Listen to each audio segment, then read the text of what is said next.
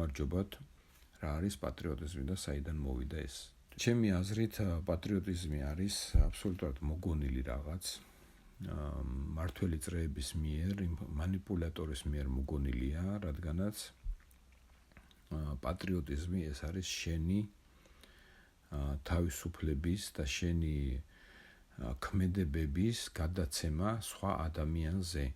ან გარკვეული პიროვნებები ახდენენ შენზე ზეგავლენას და შენი თავისუფლების შეზღუდვას. პატრიოტიზმზე აპელირებით და სხვადასხვა მსგავსი თეორიებით შეუძლიათ შენი წაყვანა ომში, შეუძლიათ მიგატანინონ ოქრო, ხო, 90-იან წლებში აგროვებდნენ და არავინ არ იცის საწავიდა ის ოქრო, შეიძლება უფასოდ გამუშაონ, ხო? უფასოდ წაგიყვანონ სხვაგან სხვა ქვეყნის დასაცავად და ასე შემდეგ. ანუ პატრიოტიზმი არის შენი თავისუფლების მკვეთრი შეზღუდვა და შენი თავისუფლების და შენი მთლიანად არსების გადაცემა ვიღაცის ხელში, ვიღაც მანიპულატორის ხელში.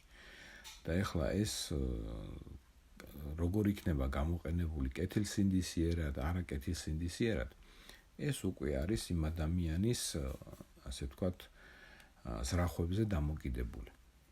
ამიტომ მე ვთვლი, რომ პატრიოტიზმი არის ბერკეტი მართველი წრეების ხელში შენი თავისუფლების შესაზღუდად. პატრიოტიზმის მსგავსი რაღაც ბერკეტი მმართველობის ხელში, ეს შეიძლება იყოს ან მანიპულატორის ან მმართველის ხელში, ეს შეიძლება იყოს ეროვნული იდეაც.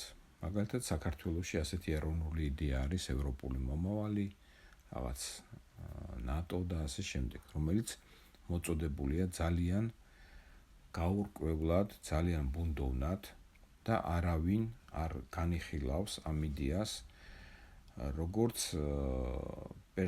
რეალურ პერსპექტივას, იმიტომ რომ მე მგონი არავის არ სჯერა, თვითონ ვინც ამბობს ამას, უპირველესად იმ ხალხს არ სჯერავს ამ იდეას, თორემ დასხდებოდნენ და აგვიხსნიდნენ, რას ნიშნავს ევროპული მომავალი და რას ნიშნავს საქართველოს გაწევრიანება ევროკავშირში.